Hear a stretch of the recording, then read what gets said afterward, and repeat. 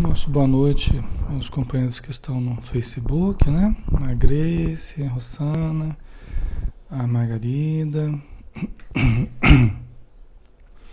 Rosarinho, a André, a Beth, a Tânia, a Ana Cláudia, a Vilma, todos que estão aí participando, né? A Lidiane, a Adriana, Fernando, o Luiz Antônio, tá?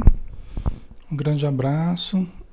Devagarzinho vocês vão aparecendo aí, eu vou sabendo quem que está junto com a gente, tá?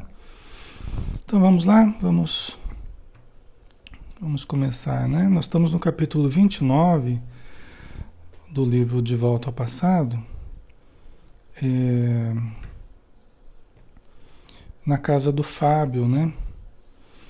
Na residência do Fábio, que é aquele menino que eles viram, né? Eles visitaram uma casa no capítulo, na semana passada, né? Eles visitaram uma casa que tinha uma criança, né? Vocês se lembram, né? A criança estava ali fazendo o dever de casa, né? Sentada numa mesa rústica, tinha tomado banho. Tinha até algumas coisas assim sendo preparadas no fogão. E a mãe chegou e deu uma bronca no menino porque ele não tinha avisado um senhor, né? Não tinha passado um recado para um senhor que ele tinha que passar, que era do jogo do bicho, que a mãe tinha tido um palpite para aquele dia, né? E ela ficou brava com ele porque ele não tinha passado o recado, e se eles não ficassem ricos, era por culpa do menino que não tinha passado o recado, né? Aquela situação que até os espíritos observando, eles a princípio até acharam graça da situação, depois ficaram indignados até com a situação. A mulher até puxou a orelha do menino e culpou ele e tal, né? Aí o Henrique chamou a atenção dos espíritos, né? Que não era para eles julgarem a mulher, né? Que eles não estavam ali para isso, tal, para manter as condições mentais elevadas, tá? Então a gente parou nesse ponto aqui.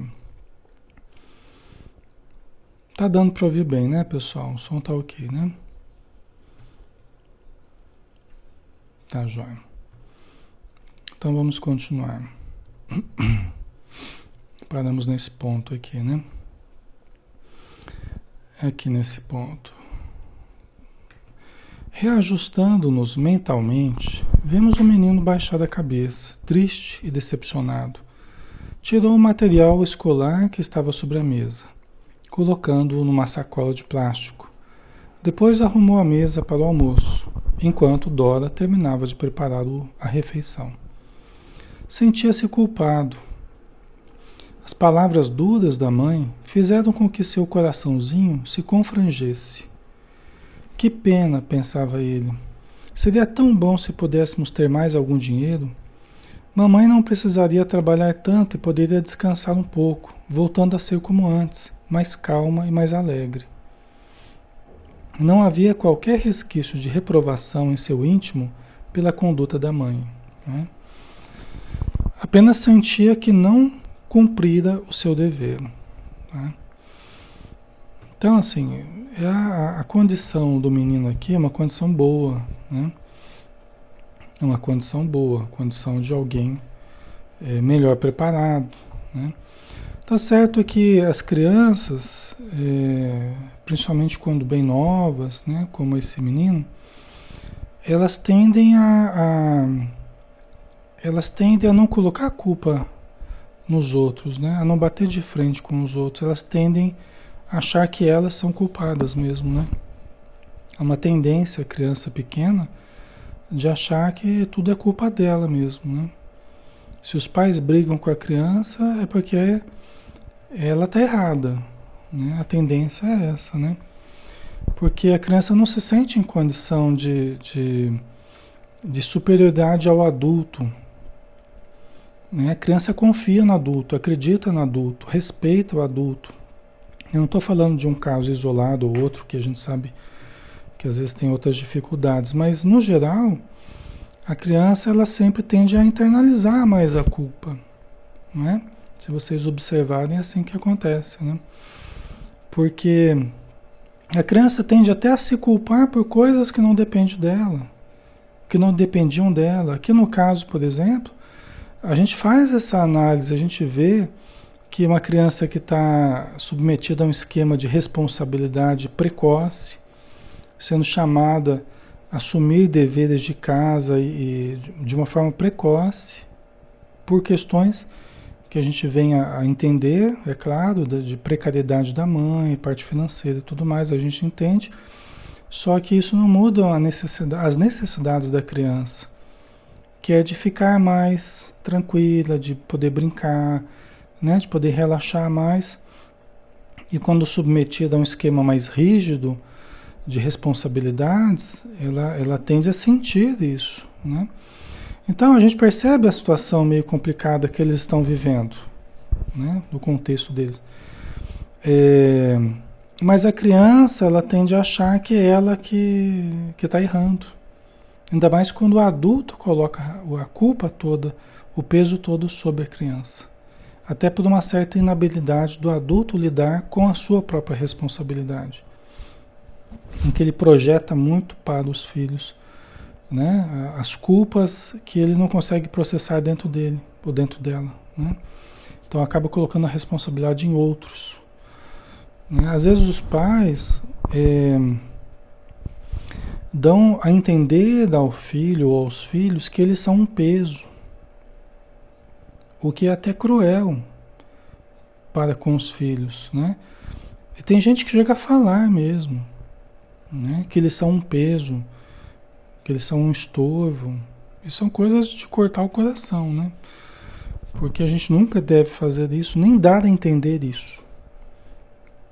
Para que os filhos não se sintam rejeitados, não se sintam um peso na família, um peso em casa, um peso na parte financeira.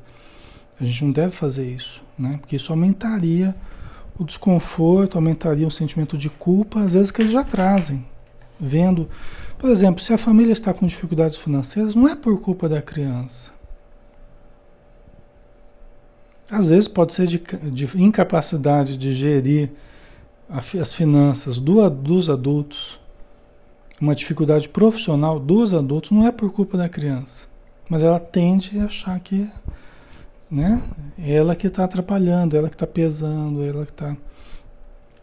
Se a gente vem a ter filhos, não é por culpa dos filhos. É por uma decisão nossa. Ou, no máximo, por um descuido nosso. Se quiser ver por esse lado. Né? É por uma decisão nossa. Ou, no máximo, por um descuido. Não é?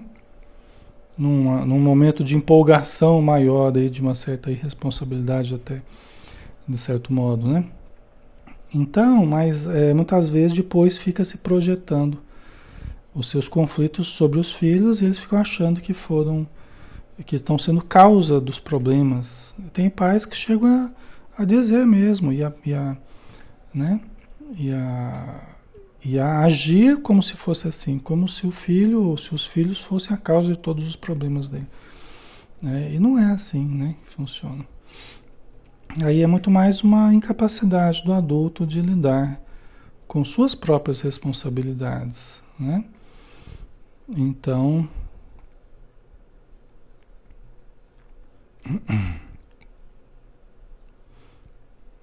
vamos ver aqui, continuando, né?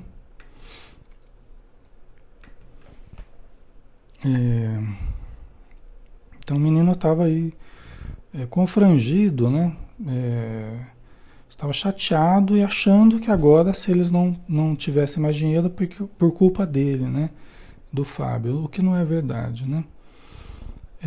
Mas ele não tinha qualquer reprovação pela conduta da mãe, né? Em parte por aquilo que eu tinha falado, que a criança ela tende a achar que realmente faz as coisas erradas e, né, é difícil ela colocar a culpa no adulto, né? Pode acontecer, mas a tendência maior dela é internalizar a culpa, né? Ainda mais quando a mãe coloca dessa forma, né? Mas aí é a bondade também do espírito, né? Já acostumado a olhar o que pode fazer de melhor e não a culpar os outros, né? Então, provavelmente tem também aqui um aspecto da condição também superior do Fábio, né? De ser mais bondoso, mais generoso para com o outro, às vezes se cobrando excessivamente até. Dora serviu o menino que aguardava calado. Serviu-se também e sentou-se para comer. Estava faminta. Nesse momento, percebemos que um vulto escuro assomara à porta da cozinha e que fios tenuíssimos, como visgo, ligavam o desencarnado à dona da casa. Né? Então, eles viram um espírito, um vulto escuro, um espírito, né?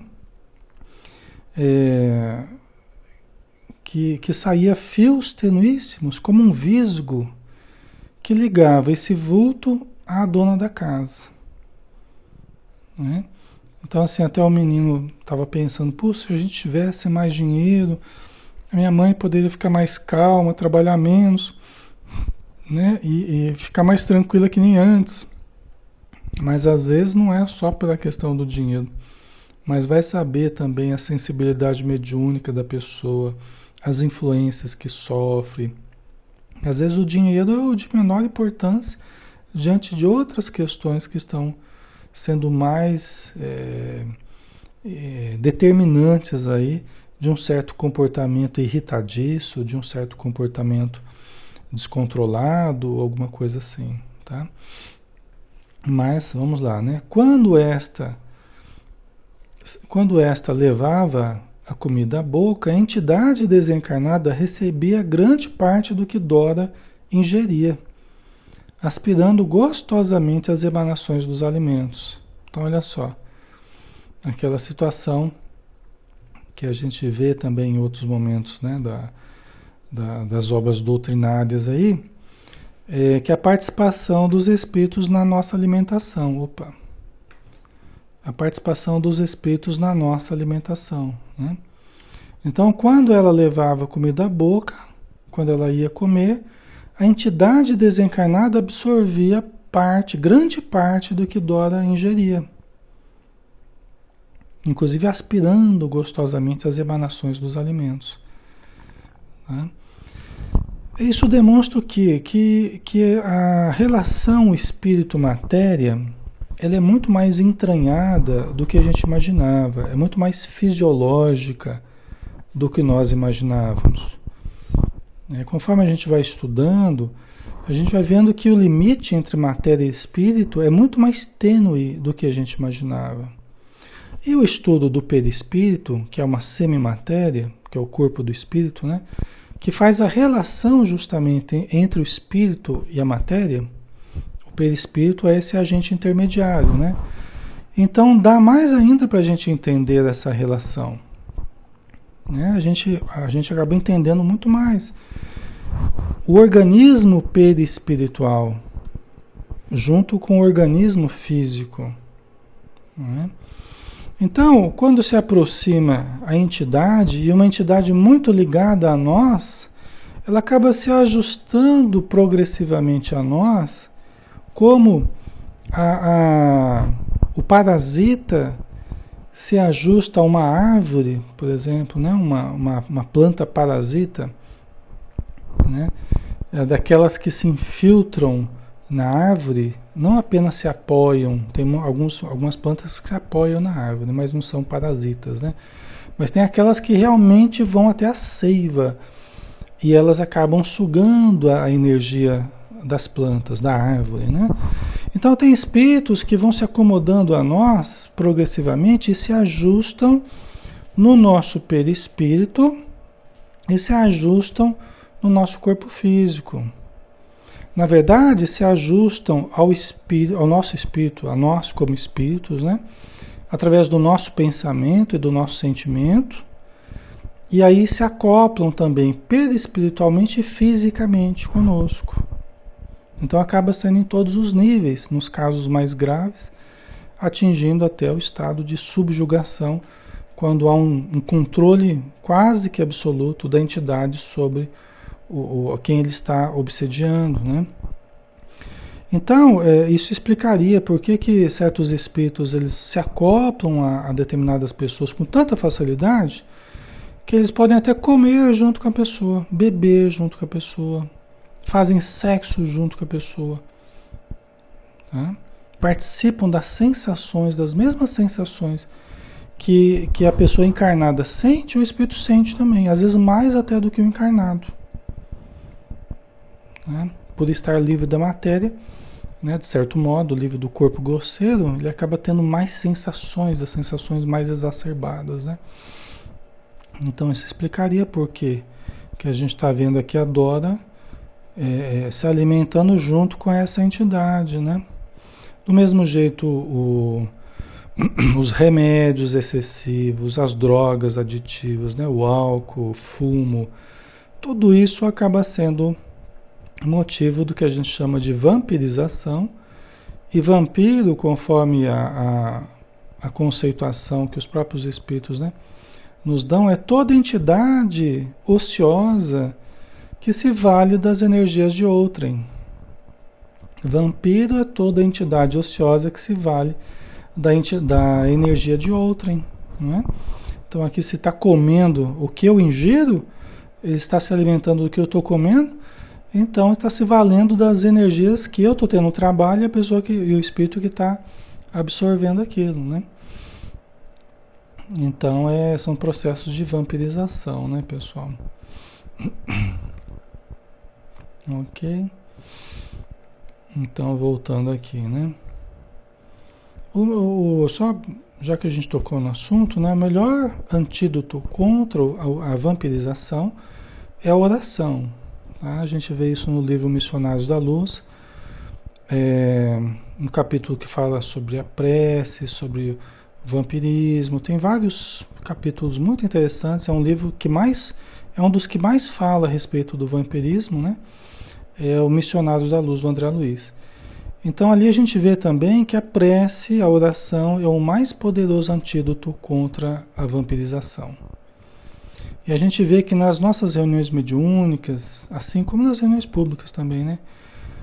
A maior luta que se tem, na verdade, é contra a vampirização. Contra a obsessão de modo geral. Mas muito trabalho contra a vampirização. A vampirização nossa de cada dia, né? Infelizmente, né? A vampirização nossa de cada dia. É muita luta contra os nossos maus hábitos mentais, emocionais e físicos. Tá? Então vamos lá.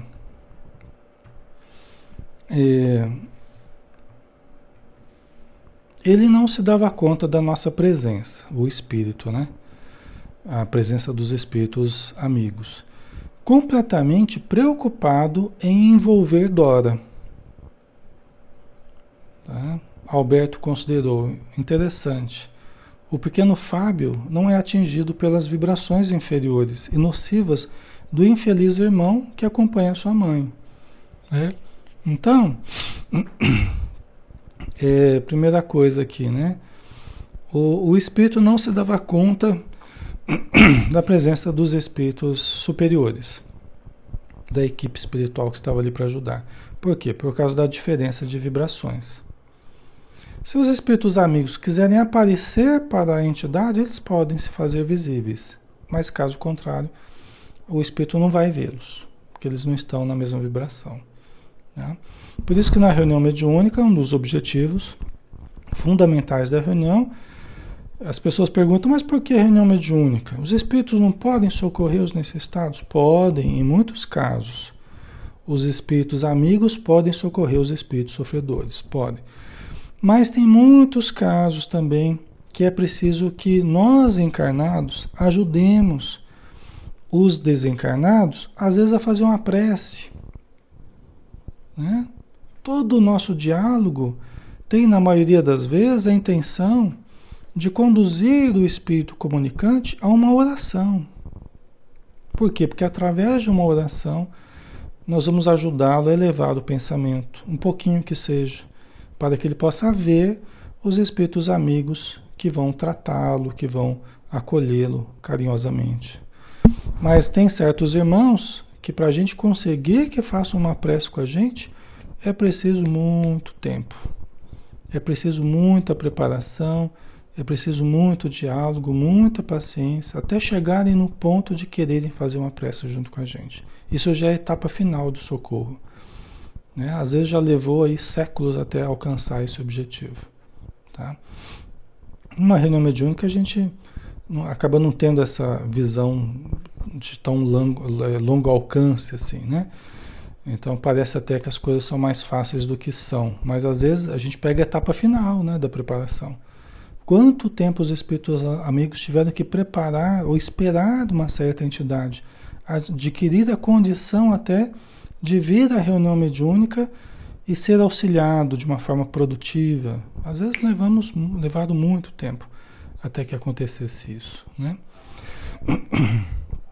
Mas então a entidade ela não percebia os espíritos necessitados, os espíritos amigos, né? E o Alberto, que estava ali ajudando, ele colocou, né, fez uma colocação interessante. O pequeno Fábio não é atingido pelas vibrações inferiores e nocivas do infeliz irmão que acompanha sua mãe. Por que que ele não é atingido?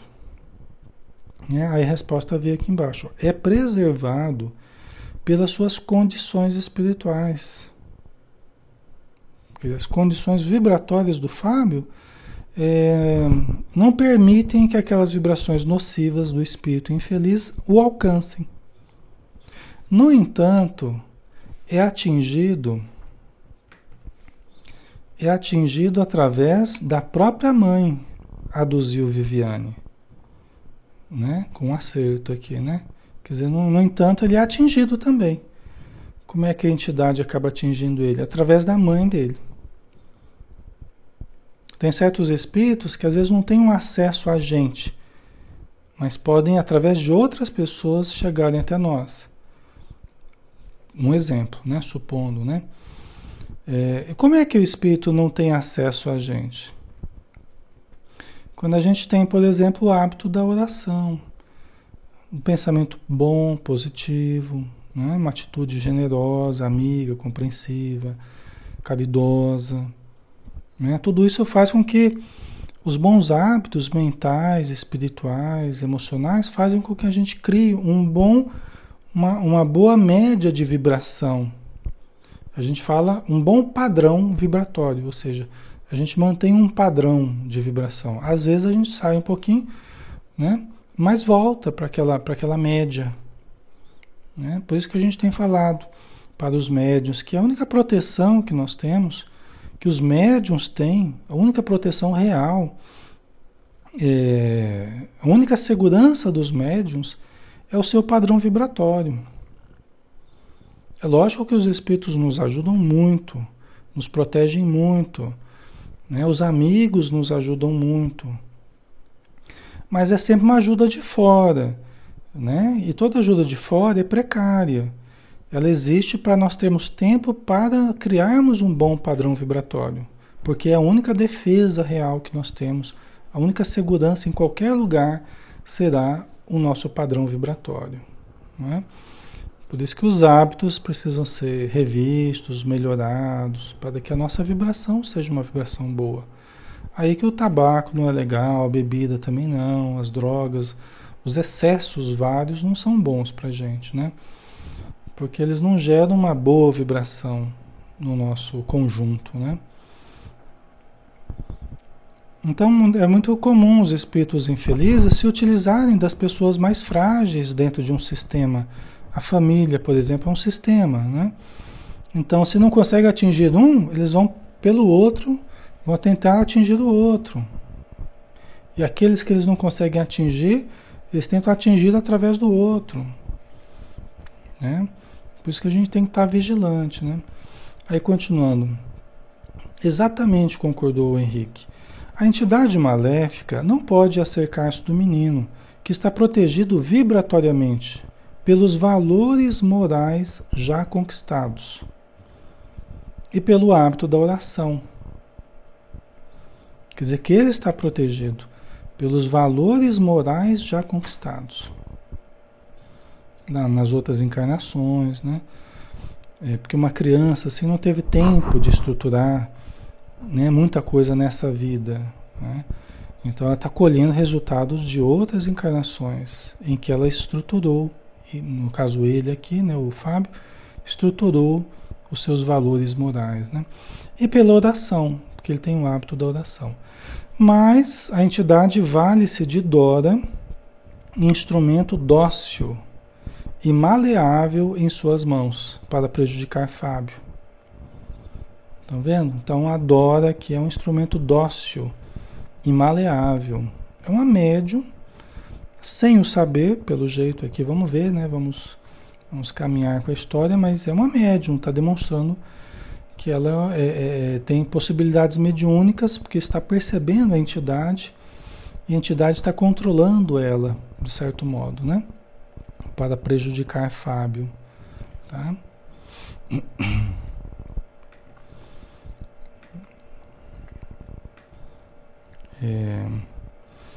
A Tânia colocou, é cruel isso, daí a importância de se fazer uma prece antes das refeições. É importante, exatamente. É um hábito bom, é um dos bons hábitos que a gente pode ter, né? É a oração nas refeições, né?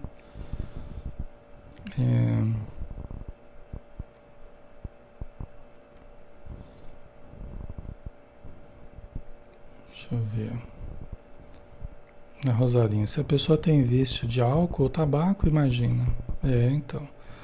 Tudo isso prejudica, né? Por isso que uma pessoa que trabalha, por exemplo, com a mediunidade, ela não deve cultivar esses hábitos, né? Porque tudo que nós ingerimos, como a gente vê no livro Missionários da Luz, interessa às células. E as células são importantes para as energias que nós vamos exteriorizar nas forças radiantes que os espíritos falam. O ectoplasma, né? O plasma celular exteriorizado. Então, que é a energia mediúnica, né? Então, quem trabalha nos grupos mediúnicos, em particular, ou na aplicação de passe, está trabalhando ou deve trabalhar contra o vampirismo, né? Está trabalhando para resolver os casos de obsessão que chegam à casa espírita, os doentes que chegam à casa espírita, os necessitados de todos os matizes que chegam à casa espírita. Então, os trabalhadores das reuniões mediúnicas, da casa espírita, nesse trabalho de passe, principalmente, nesse trabalho de doação de energias, né? Eles são como que médicos ou enfermeiros atendendo os doentes que chegam nos hospitais da vida, né? Imagina se um médico, aquele que vai ajudar na cura do paciente, imagina se ele está pior do que o paciente, ou está que nem o paciente. Não é? Imagina como seria. Imagina uma pessoa que chega no psiquiatra, porque ele está com vício de bebida, né? Do alcoolismo, bebida alcoólica. Ele chega no psiquiatra e o psiquiatra está lá tomando um uiscão, velho. Esses dias atrás eu ouvi essa, né? A pessoa foi consultar o psiquiatra, já era meio tarde, já era meia-noite, já, né? À noite, né? E entrou no consultório do psiquiatra, o psiquiatra já até ofereceu para ele um copo de uísque, o psiquiatra estava tomando uísque. Imagina se a pessoa tem problema com álcool, né? Chega lá, o psiquiatra está lá tomando álcool. Então, né? Ou droga, ou qualquer outra coisa, né? E nós temos que estar melhores do que aqueles que chegam. Seria uma coisa lógica, né? Seria uma coisa lógica, não é, pessoal? Quem se compromete a ajudar precisa estar em condições de ajudar. Então o médium vai lá incorporar o espírito necessitado. Na reunião mediúnica tem um monte de espíritos necessitados em torno do grupo, e o pessoal está na mesa, todo mundo concentrado lá, em torno da mesa, e os espíritos estão lá. Os espíritos necessitados estão lá gravitando em torno do grupo. Você tem espírito de tudo quanto é condição, né? Você tem espírito fumante, espírito que gosta de beber, espírito que gosta de sexo e tal, né? É espírito, ele é um espírito fumante, por exemplo, inveterado, morreu por causa de câncer no pulmão, por causa de cigarro e tal. Aí ele vai se comunicar através do médium, e o médium é fumante, por exemplo. Né? Como é que o médium vai ter condição de ajudar fluidicamente aquele espírito? Pode até ter condição de ajudar, mas ele vai ter menos condição de ajudar. Tá? Então, as nossas fraquezas diminuem as possibilidades de ajudarmos, nos debilitam para ajudarmos. Né? E aí, inclusive, ocorre aquele risco de obsessão. É que Allan Kardec fala, obsessão é um dos maiores riscos da mediunidade. E os espíritos amigos explicam por que a obsessão é um dos riscos do exercício da mediunidade. Porque se você favorece a comunicação de espíritos que estão muito sintonizados através de vícios, dos mesmos descontroles, você favorece essa entrosagem de um com o outro. Por isso que o médium, ele tem que se esforçar, é imprescindível que o médium se esforce por estar numa boa condição de hábitos, de pensamentos, de vibração. É lógico que na reunião ele vai tentar captar o pensamento do sofredor, vai tentar sintonizar com as suas dores, suas necessidades, mas ele no dia a dia precisa ser uma pessoa que cuida de si mesma, para que ele tenha uma boa qualidade de fluidos, para que ele funcione de fato como um agente de cura, de melhora para o espírito. O espírito vai incorporar nele, mas vai receber toda uma energia curativa, que vai ajudá-lo a vencer o vício que ele traz, vai ajudá-lo a tirar da condição de vampirizador das forças de outros, né? Aí efetivamente a gente vai estar cumprindo com o nosso papel de doutrinador, de médium, de participante da reunião mediúnica. Quando a gente trabalha por aprimorar as nossas condições vibratórias, mentais, emocionais e físicas, tá? Tá? Então isso é muito importante, pessoal. E é um estímulo, eu vejo não como rigorismo, não, eu vejo como uma coisa imprescindível. E um estímulo ao mesmo tempo, um estímulo para que a gente vença certos hábitos infelizes, né? Em todos os campos. Se a gente percebe que a gente tem uma determinada fragilidade, bom, então vamos atacar essa fragilidade, seja ela qual for, né? Eu tomei consciência já que é uma fragilidade, então vamos atacá-la, né? Porque manter uma fragilidade é manter uma brecha aberta à obsessão, ao desequilíbrio, né? Então, continuando aqui, nesse momento, olhamos para ambos e vimos que a mãe, irritada, observava Fábio. Minha mãe estava irritada ainda, né? O garoto mal tocara na comida, mastigando lentamente e com má vontade. Vamos logo, moleza. Não tenho tempo a perder. Preciso retornar para o trabalho e o patrão não perdoa se eu chego atrasada. Já acabei, mamãe. Mas você não comeu nada. Não estou com fome. Tomo merenda na escola. Então pegue o material e vá para a aula. Quando voltar, não se esqueça de lavar os pratos. Vou deixar as panelas em cima do fogão, porque seu pai, como sempre, chega mais tarde para almoçar. Está bem, mamãe. Germano abraçou o bisneto com infinita compaixão, enquanto nos dizia: as cenas que vocês acabaram de presenciar têm se repetido com certa frequência há alguns meses. Que coisa, né? Vou pegar uma aguinha aqui.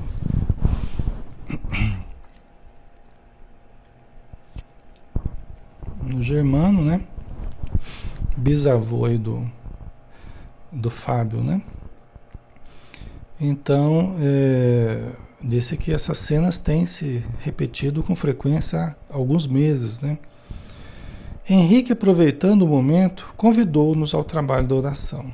Ajudemo-los com vibrações balsamizantes, destinando-lhes energias através do passe, para que executem suas atividades dentro das melhores condições possíveis.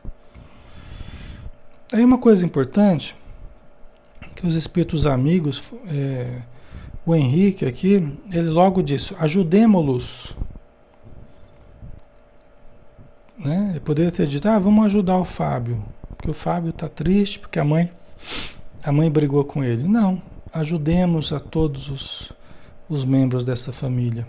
Ajudemos a Dora, porque ela está obsediada. Ajudemos o Fábio, porque está sentindo peso aí do ambiente. Ajudemos o marido dela, que vai chegar. É assim que os espíritos amigos fazem, né? Eles não têm preferências, não têm privilégios, eles ajudam a todos que estão ali necessitando. Isso é muito importante, né? Eles não são parciais, né? Alberto, Viviane, Adriana e eu nos preparamos para secundar Henrique no socorro aos nossos irmãos encarnados, elevando o pensamento ao alto e dirigindo as mãos sobre suas cabeças, na condição de intermediários das bênçãos divinas. Quando terminamos, mãe e filho apresentavam outra disposição de ânimo. Dora, provisoriamente desligada dos vínculos, com seu sombrio acompanhante, apresentava o olhar mais lúcido e a fisionomia mais descontraída. Toda a irritação e o mal-estar haviam passado. Até abraçou e beijou Fábio, arrependida da maneira como o tratara pouco antes, exigindo tanto de uma criança tão pequena. Então, pessoal, essa passagem, essa situação, o quanto que se deve repetir, né, nos nossos lares, pelo mundo afora, todos os dias, milhões e milhões de vezes. Né? Essa situação, ela simboliza, vamos dizer assim, é simbólica isso aqui, porque o quanto deve ocorrer de situações pequenas, porém muito significativas, expressando a obsessão que campeia nos lares afora, na sociedade como um todo, é o grande problema da humanidade, é o grande mal da humanidade é a obsessão, né? O grande problema de saúde pública é a obsessão espiritual, que começa, logicamente, nos nossos pensamentos, nos nossos sentimentos, nos nossos maus hábitos, na nossa ignorância. A gente entende, né? Mas como isso deve se repetir diariamente? Muito, muito frequentemente. Nós somos esse frequentemente aí que estamos no lugar da Dora aí. Num certo momento, num certo dia, numa certa hora em que a gente está lá tenso, bravo com alguma coisa, querendo cobrar demais, exigir demais, ou impaciente, e se pudéssemos ver, nós veríamos lá ligações mentais com certas entidades que estão próximas ou até distantes, porque os espíritos também nos influenciam à distância. Essa frequência, ela não se dá apenas ali presencialmente, mas assim como a gente capta a televisão, os canais a milhares de quilômetros de distância, em qualquer parte do planeta, a gente capta imagens e pensamentos e vozes de pessoas que estão do outro lado do planeta. Por que a gente não consegue fazer isso? Né? Por que a obsessão também, o trânsito do pensamento infeliz não pode fazer isso? Pode fazer. Então, quando a gente entra nessa frequência, nós já estamos dando margem a isso, né? Tá? Então isso é muito importante, mas olha também o efeito da ajuda espiritual, né? Da oração dos espíritos, do passe que nos aplicam, né? Quando a gente tem ali espíritos amigos ao nosso redor, e sempre nós temos, né? Familiares, espíritos protetores, né? Então, muitas vezes nós somos auxiliados e nem percebemos. Você vê a Dora e o Fábio nem fizeram uma prece nesse momento, mas os espíritos fizeram e ajudaram. E eles já sentiram benefício, né? Porque são credores do melhor carinho, né? Da espiritualidade. Nós vamos entender na sequência, né? No estudo. Então, quantas vezes nós somos salvos espiritualmente e nem percebemos? Quantas armadilhas nós somos libertados, né? Somos libertados no dia a dia e nem sabemos que estávamos correndo risco, né? Quantos livramentos, né? Os espíritos falam assim. É um termo que a gente não usa muito, mas eles falam quantos livramentos que a gente estava ali unido mentalmente a certa entidade e fomos, através de um passe, de uma ajuda espiritual, fomos libertos daquela influência momentânea, né? E é interessante que a Dora, tanto a Dora quanto o próprio Fábio, né, se mostraram diferentes. Então, quantas vezes a gente está ali sentindo esse mal-estar, essa irritação e tal, estamos sendo influenciados, e aí o espírito de Teresa de Brito, através do livro Vereda Familiar, ela chama atenção para isso. Olha, vamos prestar atenção, né? Quando a gente perceber que este ou aquele elemento da família está entrando na faixa da obsessão. E vamos orar pela pessoa, evitando jogar mais combustível na fogueira, né? Aumentar a discussão, aumentar... Não, vamos perceber quando a pessoa está entrando na faixa da obsessão, na faixa da influência espiritual. Vamos nos recolher e vamos fazer uma prece em benefício da pessoa. Aí, de repente, de uma forma silenciosa, sem um querer ter mais razão do que o outro, aí aquela vibração vai acalmando o ambiente da casa, vai tranquilizando as pessoas, né?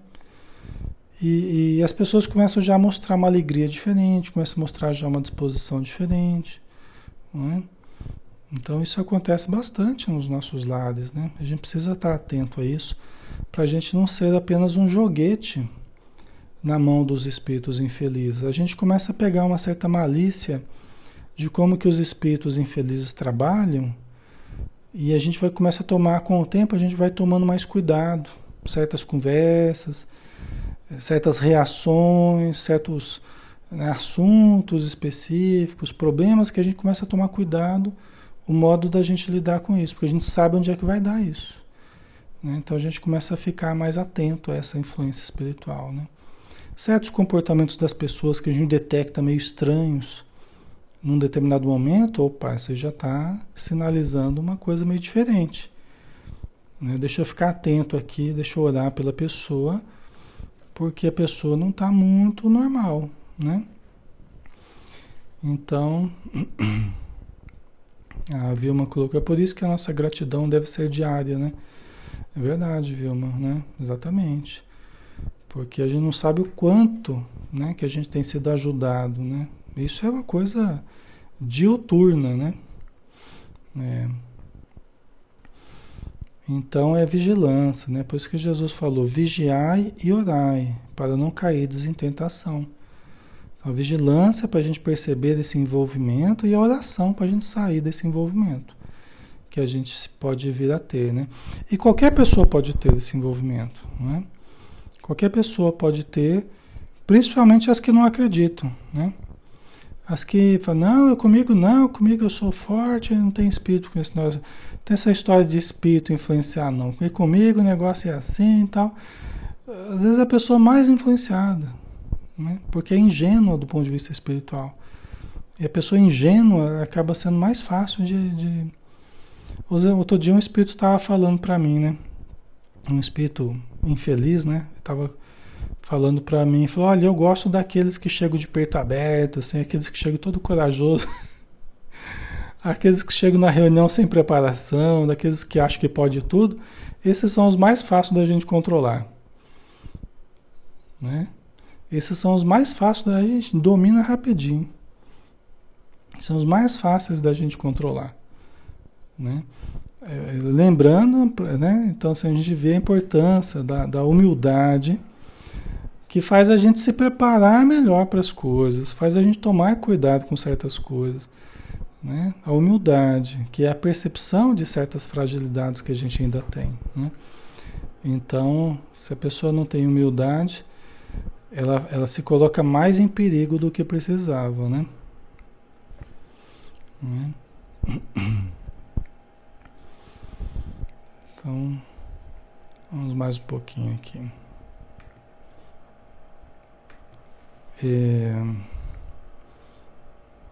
Então a mãe até ficou arrependida, né? Já é um sinal bom aqui. Você vê que ela saiu da irritação, daquele mal-estar, se conectou ao seu sentimento, aí veio todo um lado bom. Por quê? Porque a influência estava atingindo, estava evocando o lado sombra dela. O que ela tem de mal ainda, o que ela tem de negativo, aquela entidade estava evocando nela, o lado sombrio. Tem gente que fala assim, mas eu não gosto desse negócio de ficar colocando a culpa toda nos espíritos. Mas não é de colocar a culpa toda nos espíritos. É de entender que existe uma participação de um espírito e existe a participação do encarnado. Não é? É justamente a obsessão, essa junção do encarnado com o espírito. Infelizmente a gente tem visto muitos espíritas que parece que não acreditam nos espíritos. Né? Não acredita que tem obsessor, não acredita que tem... Né? Aí é temerário a gente pensar dessa forma, né? É temerário, porque a gente vê com o tempo que os espíritos estão muito mais aí próximos da gente do que a gente imagina. E a pessoa que às vezes é espírita, ou se diz espírita, e não acredita na obsessão, não acredita na influência, não acredita... Então, eu acho que passa a ser temerário isso, né? Porque a pessoa vai se colocar, né, muito mais à disposição, às vezes, dos espíritos, né? Infelizes. E aí, retirando essa presença, né, desfazendo essa ligação mental, vibratória, já veio todo um lado luz, ela já se arrependeu, né, beijou, foi afetiva com o menino. Aí veio o que ela é mesmo de verdade, né? A condição dela, né? Embora ela tenha ainda o seu lado sombra, né? E uma sensibilidade grande, pelo que dá a entender aqui. O menino foi para a escola acompanhado do bisavô Germano. Logo em seguida, Dora saiu também, fechando a casa. Nós permanecemos no local aguardando. O chefe da pequena família, Lúcio, não tardou a chegar. Era um homem grande, de constituição forte, cabeça enterrada nos ombros, esquentou a comida e comeu rapidamente. Vou arrumar a cozinha. Assim, ajudo Fábio. Senão, meu filho terá que fazê-lo, falou baixinho, acompanhando as palavras com um sorriso de cumplicidade. Quer dizer, um pai, aqui uma coisa importante, né? A preocupação do pai ali pelo filho. Sensível ali a condição do filho, né? Que se ele não ajudar ali, se ele não arrumar a cozinha, vai recair, ele já sabe que vai recair sobre o filho, que é pequeno, né? Senão o Fábio terá que fazê-lo, tal. Então já é uma coisa positiva aqui do Lúcio, né? Do pai dele. Era até engraçado ver aquele homenzarrão abrutalhado de avental na cintura, lavando os pratos. Depois de deixar tudo limpo, encaminhou-se para o jardim. Àquela hora o sol havia mudado de posição e as plantas estavam na sombra. Notamos que aquilo era uma rotina para Lúcio, que gostava de lidar com elas. Abaixou-se, arrancou as ervas daninhas, tirou as folhas secas, afofou a terra em alguns lugares e depois, trazendo uma muda de primavera, plantou-a num canto. Para finalizar, regou tudo cuidadosamente. Então aqui mais um ponto positivo para o Lúcio, né? Nós não conhecemos ele direito aqui, mas a gente já está vendo um outro ponto interessante dele, né? Essa rotina aí de cuidar das plantas, né? Tirar as ervas daninhas, né? O cuidado, pessoal, parece uma coisa simples, mas cuidar de plantas... Opa, peraí que eu...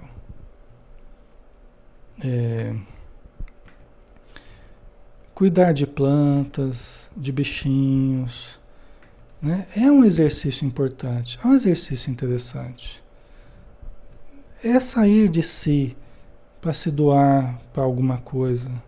Aprender a cuidar, é uma arte a gente cuidar, né?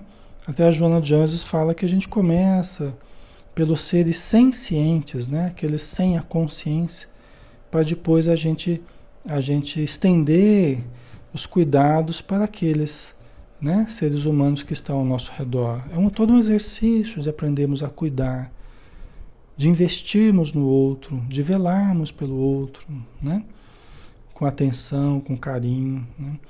E lidar com plantas, com flores é muito interessante pela troca de energias também, né, pessoal?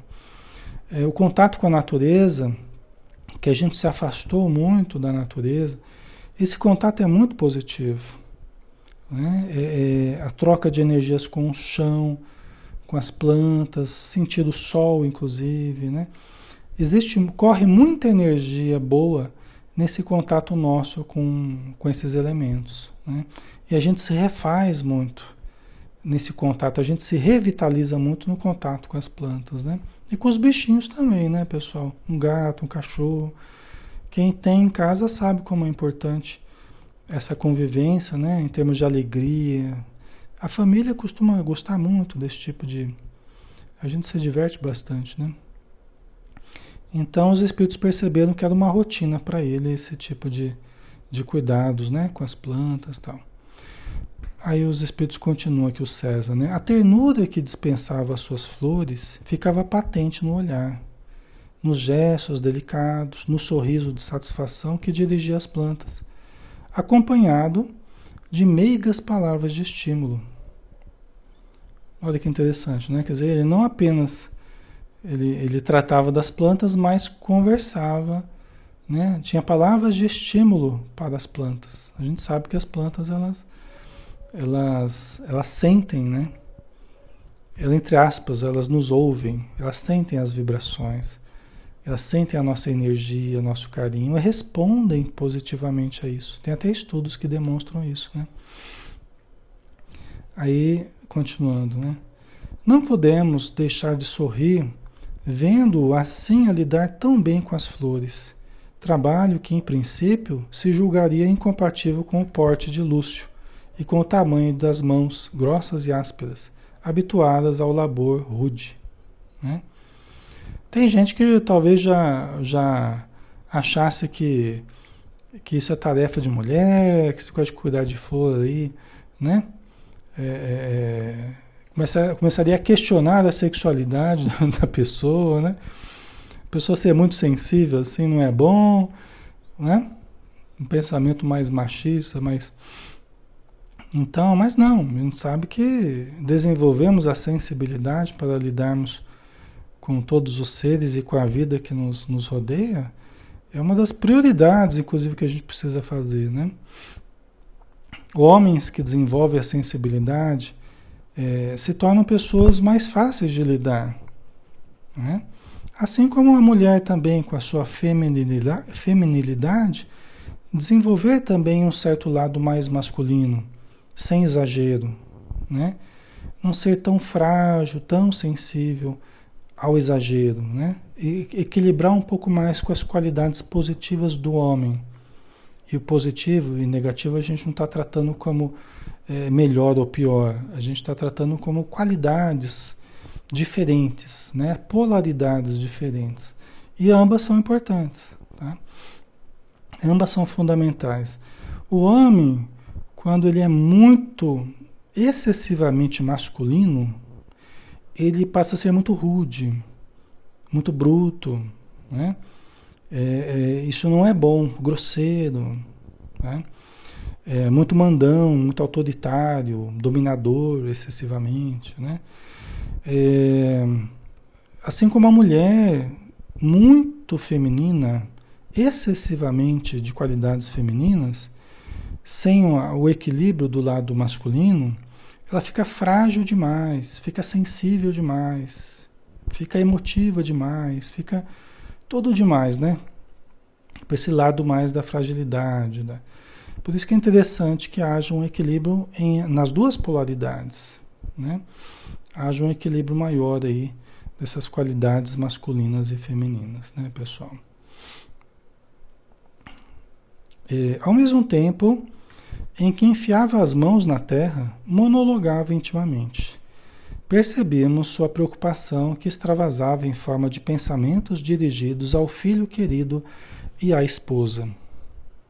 Olha só, né? Ao mesmo tempo que ele trabalhava as mãos na terra, no íntimo ele ia conversando com ele mesmo. E a preocupação dele extravasava em forma de pensamentos dirigidos ao filho querido e à esposa. Né? Então aí nós vamos dando uma paradinha aqui, porque aqui nós vamos entrar nos pensamentos dele aqui, aí nós vamos ter que desenvolver melhor, né? Os próximos parágrafos, aí nosso horário já está dando, né? 1 hora aqui de estudo, para não ficarmos cansativos e também o material não ficar muito longo, né? Mas é muito importante, né? Essa questão aí das qualidades masculinas e femininas, todos nós precisamos aí trabalhar, né? Para equilibrarmos mais. Muitas vezes a gente pode ter várias encarnações no sexo masculino e sentimos falta do elemento feminino, da valorização do elemento feminino. Então nós precisamos vir como mulher para termos o lado feminino estimulado, para nos colocarmos o lado feminino, né? E trabalharmos as qualidades femininas. Assim como a mulher também pode reencarnar na polaridade masculina para também ter o estímulo de trabalhar essa polaridade masculina, né? Então tudo tem uma função aí de melhoria, de equilíbrio, né? De desenvolvimento pessoal, né? Muito bem, pessoal. Um grande abraço a todos. Tenham um excelente final de semana.